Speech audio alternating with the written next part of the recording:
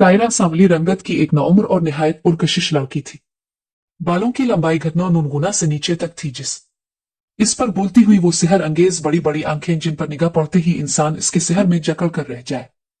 इसकी सांवली रंगत में घुला नमकीन पानी का सूंधापन इसे दूसरी लड़कियों से मुमताज बनाया करता था। इसकी आदत थी कि वो रोजाना शाम के वक्त नहाया करती और मगरिब के वक्त छत पर चली जाती। इसे अपने बाल खिले रखने का इस हद तक शौक था कि इसने कभी भी बाल नहीं बांधे थे। माँ बहुत कोशिश करती कि वो बाल बांधा करे, लेकिन वो हमेशा ही हंसकर लाड से टाल दिया करती। वक्त वैसे भी जल्द गुजरता है, लेकिन हुसैन लड़की हो तो फिर वक्त शायद ज्यादा तेजी से गुजरता है। सायरा भी बहुत जल्द इस उम्र की हो गई कि इसकी शादी की बातें होने लगे। फिर एक दिन इसकी शादी तय हो गई। जब से सायरा की शादी तय हुई तो इस पे निखार दिन बदन बढ़ता ही जा रहा था और आखिर शादी का दिन आ ही गया। शादी की गहमा गहमी शुरू हो गई। शादी भी शुरू हो गई, लेकिन सायरा की शाम को छत पे जाने की रूटीन वही रही। मायों की रात इसे उपटन लगा दिया गया और सारा दिन इसे छत पर जाने का मौका ना मिल सका था, जिसकी वजह से इसकी तबीयत में बहुत बेचैनी थी। इसे ऐसा महसूस हो रहा था जैसे कहीं दूर से कोई धीरे धीरे से इसे पुकार रहा है। पुकारने वाले की आवाज जैसे किसी गहरे कुंभन से आ रही थी, जिसमें कुछ ऐसी तलब थी कि सुनकर उसकी तबीयत उदास और बोझल होने लगी। फिर वो खुद बखुद ही सिलियों की तरफ चल पड़ी। घर चूंकि मेहमानों से भरा पड़ा था कि इसलिए किसी ने इसकी गैर हाजिरी महसूस न की। सर्दियों की ठिठुरती हुई सर्द तरीन रात थी। मेहमानों के लिए बिस्तर लगाने का वक्त आया तो इसकी छोटी बहनें छत पर मौजूद स्टोर से बिस्तर निकालने के यकंक इनकी चीखों से पूरा घर गूंज उठा। सायरा छत पर बेहोश पड़ी थी। शादी में आए हुए सभी मेहमान परेशान हो गए और ज्यादा परेशानी इससे बढ़ गई कि इसके हाथ पांव मुड़ गए थे। सायरा की मां ने आयतल कुर्सी का वर्द शुरू कर दिया। आहिस्ता आहिस्ता सायरा को होश आने लगा। अल्लाह के कलाम की बरकत से इसकी तबीयत संभलती चली गई और कुछ ही देर में वो गहरी नींद सो गए। घर में इस सूरत हाल पर शदीद खौफ का आलम था। सबके चेहरों पर बेपनाह तशवीश थी, मगर किसी को कुछ समझ नहीं आ रहा था। डॉक्टर के चेकअप ने इसे मुकम्मल सेहतमंद करार दिया। शादी के बाद रुखसत हैकर वो एक दूसरे शहर आ गई, जहां इसका घर शहर से कुछ दूर एक गैर आबाद इलाके में था, जहां बहुत ही कम घर बने हुए थे और वो भी एक दूसरे से काफी फासले पे। ये 2 मंजिला घर देखने में बहुत पुराना था। इसकी तामीर में गुजरे वक्तों की अजमत के निशानात छुपे थे। निशानात भले ही मखदूश थे, लेकिन अजमत रफ्ता की गवाही दे रहे थे। इसका मरकजी दाखिली दरवाजा इंसानी हाथ की महारत का मुंह बोलता सबूत था। दाखिली दरवाजे से मुत्तसिल सीढ़ियां, इससे आगे वसी बैठक, जहां से चंद कदम के फासले पे वसी दालान और उसकी दूसरी तरफ रिहायशी कमरों की कतार।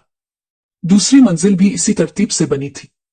छत पर सबसे अलग थलग एक वॉशरूम था, जो किसी के इस्तेमाल में ना होने की वजह से अरसा दराज से बंद पड़ा था। इस जगह टोटल 4 घर थे और सामने एक खुला मैदान और कोई 600 कदम दूर एक कब्रिस्तान, जिसमें बमुश्किल 12 से 15 कब्रें होंगी। इस कब्रिस्तान से मुत्तसिल एक 4 दीवारी भी थी। वो भी एक कब्रिस्तान था जो गैर मजहब असलिफाओ है का था। इसके अलावा जो आबादी थी वो भी मुख्तसर थी, लेकिन यहां से कम अज कम आधा किलोमीटर दूर थी। सायरा का कमरा ऊपर वाली मंजिल पे था। घर की दाएं समत वाली दीवार के बाहर जो दरख्त था वो ऊपर आते हुए उनके कमरे की खिड़की के बिल्कुल सामने नजर आता था। दरख्त इससे भी बुलंद था, जो खिड़की से ऊपर जाते हुए छत तक पहुंच जाता था।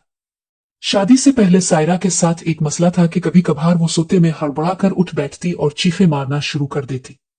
ये सिलसिला शादी के बाद भी जारी रहा, लेकिन ससुराल वालों ने भी उसके इस मसले को ज्यादा अहमियत न दी कि अक्सर लोग सोते में डर जाते हैं। लेकिन एक दफा यह मामला संजीदगी इख्तियार कर गया। जब इसी तरह वो चीखें मारती हुई जागी तो इसका शौहर भी चीख मार कर बैठ गया। सभी घर वाले भागते हुए उनके कमरे में आ गए। सायरा की तो समझ आ गई, लेकिन इसके शौहर ने क्यों चीख मारी इस बारे सब फिक्रमंद थे। इसका शौहर कमर पे हाथ रखे बैठा था। वो कमर पे हाथ रखे बेड पे झक कर बैठा था। इसके चेहरे पे तकलीफ के आसार नजर आ रहे थे। इसकी कमीज उठाकर जब कमर देखी गए तो इस पर बहुत बड़े साइज की उंगलियों के नीले रंग के निशानात थे। नीले रंग के इसलिए कि जब बहुत जोर से थप्पड़ मारा जाए तो इस जगह पे खून जम जाता है। किसी की समझ में कुछ भी नहीं आ रहा था। इस पुरअसरार वाकये से तमाम लोग सहम गए। सलीम बहुत फिक्रमंद था। सायरा की जो हालत थी वो तो अलग बात थी, लेकिन जब इसकी कमर पे थप्पड़ का निशान पड़ा तो वो मखमसे में पड़ गया। वो हकीकत पसंद इंसान था। इसके जहन में 2 बातें थीं। एक ये कि वाकई किसी और मखलूक ने ऐसा किया है, और दूसरा ये कि सायरा ने सोते में नफसियाती दबाव की वजह से इसकी कमर पे थप्पड़ मार दिया। सलीम ने फैसला किया कि छुट्टियां खत्म होने वाली हैं, जिसके बाद इसे वापस दुबई चले जाना है। तो बेहतर रहेगा कि वो सायरा को लेकर हनीमून के लिए निकल जाए। इसने 2 मकामात का फैसला किया, पहले लाहौर फिर वहां से मरी से सीधा वापस। लाहौर में अजीजों के हाथ ठहरना था और मरी में होटल में कयाम करना था उनको। लाहौर में वो बहुत जगहों पे घूमे। सायरा को सबसे ज्यादा शाही कला और बादशाही मस्जिद पसंद आए। इसे इन तारीखी इमारत में से तारीख झांकती नजर आ रही थी। इसकी तारीखी इमारत से दिलचस्पी को देखते हुए सलीम के रिश्तेदारों ने फैसला किया कि उनको 2 और तारीखी मकामात भी दिखा दिए जाएं, जिनमें एक शालामार बाग और दूसरा मकबरा जहांगीर। सलीम के कजिन ने कहा कि पहले शालामार बाग चलते हैं, फिर वहां से मकबरा जहांगीर चले जाएंगे और फिर वहां से वापसी पे रंग रोड से सीधे घर चले जाएंगे, जो उनके लिए बेहतर रहेगा। वो शाही कला से निकलकर रेलवे स्टेशन की तरफ चल पड़े। 2 मोरिया पिल से वो रेलवे पिल के नीचे से होते हुए पीछे बागबानपुरा वाली रोड पे निकल आए। इस रोड पे चलते हुए इंजीनियरिंग यूनिवर्सिटी के सामने से गुजरते हुए वो शालामार बाग पहुंच गए। वहां पे आधा घंटा रुकने के बाद वापसी इसी रास्ते से होते हुए वो म्यान पाकिस्तान के दाईं तरफ से गुजरते हुए ट्रैफिक के हुजूम के साथ साथ रावी के पिल को पार करके शाहदरा के मकाम पे जा निकले। शाहदरा पहुंचने पे वो दाईं तरफ मुड़कर शाहदरा की आबादी की तरफ मुड़ गए। वहां से जीटी रोड सीधा रावलपिंडी की तरफ जा रहा था और बाईं तरफ मुड़े तो शेखुपुरा और फैसलाबाद की तरफ रोड जा रही थी। शाहदरा की तरफ रुख करने के बाद शायद 2 या 3 मिनट्स की ड्राइव के बाद वो मकबरा जहांगीर पहुंच गए।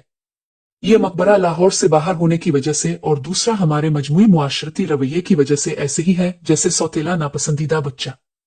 जो लोग तारीख के बारे ज्यादा नहीं जानते वो लाहौर तारीखी इमारत घूम भी जाएं तो बहुत सौ को पता ही नहीं कि मकबरा जहांगीर लाहौर से बाहर शाहदरा के मकाम पे है। हालांकि कुछ साल पहले इस मकबरे की तज़ीन और इराश की गई है, लेकिन फिर भी यहाँ बहुत कम लोग आते हैं। जिस वक्त ये लोग पहुंचे तो इक्का दुक्का लोग मौजूद थे, जिसकी वजह से वीरानी ज्यादा छाई हुई थी। यहाँ पहुंचने के बाद से ही सायरा की कैफियत अजीब सी हो रही थी, लेकिन इसने किसी पे जाहिर ना होने दिया। सलीम अपने कजिन के साथ नमाज अदा करने चला गया और वो दूसरी खातून के साथ वहीं पे ईंटों के बने तारीखी फर्श के एक कोने पे बैठ गई। ये बैठी रही और दूसरी खातून इधर उधर टहलने लगी। ये अपने ध्यान में घुटने पे कोहनी टिकाए और हाथ पे थोड़ी रखे किसी गहरी सोच में गुम बैठी थी कि अचानक इसके सामने एक मलंग बच्चा इकेड़ा हुआ, जिसका हुलिया अजीब सा था। इसने जर्द रंग की धोती सी बांध रखी थी और ऊपर फटा पुराना सा चोगा, गले में मुख्तलिफ रंगों की ढेरों मालाएं। वो बच्चा शायद 12 या 13 साल का होगा। वो उसके सामने खड़े रहकर बजाय कुछ मांगने के अपनी लाल अंगारा आंखों से मुसलसल इसे घूरे जा रहा था। सायरा ने इसे नजरअंदाज करते हुए अपना रुख दूसरी तरफ कर लिया, लेकिन वो घूमकर इस तरफ सीधा उसकी आंखों के सामने जा खड़ा हुआ। बहुत ही पुरस्कार सा अंदाज था इसका। वो बिल्कुल खामोश खड़ा था, लेकिन एक तब्दीली ये आई कि इसने मुंह से कुछ कहे सुने बगैर अपना हाथ उसके सामने फैला दिया। सायरा ने चाहते हुए भी इसे कुछ ना दिया और कहा कि माफ करो, लेकिन वो बार बार मना करने के बावजूद वहां से गया नहीं, बल्कि वहीं घास पे एक साइड पे बैठकर इसे घूरना शुरू कर दिया।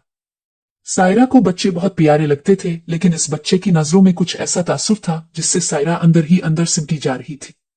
द्रिसहमी से वो नजरें झुकाए बैठी थी कि एकाएक वो मालंग बच्चा अपनी जगह से उठा और एक लम्हे में ही आगे बढ़कर सायरा के पैरों को छीन लिया। पैरों को छूते ही इसने खड़े रहकर वज्र की हालत में धमाल डालना शुरू कर दी। धमाल एक मखसूस अंदाज का डांस है जिसे आम जुबान में हाल खेलना कहते हैं, जिसमें नाचने वाला अपने आप में गुम है कर नीम बेहोशी की हालत में नाचता रहता है।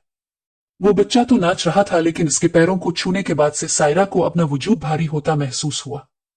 सलीम और उसका कजिन भी आ गए, लेकिन सायरा का वजूद इतना भारी हो चुका था कि इससे अपनी जगह से हिला भी नहीं जा रहा था। वो खौफजदा नजरों से इस बच्चे को नाचते हुए देखे जा रही थी। चारों तरफ से तेज हुआ चलना शुरू हो गई। हुआ के चलने से दरख्तों और करीबी दीवारों से सीटियों की आवाजें आ रही थी। तेजी से नाचते हुए बच्चे के बाल हुआ में उड़ रहे थे।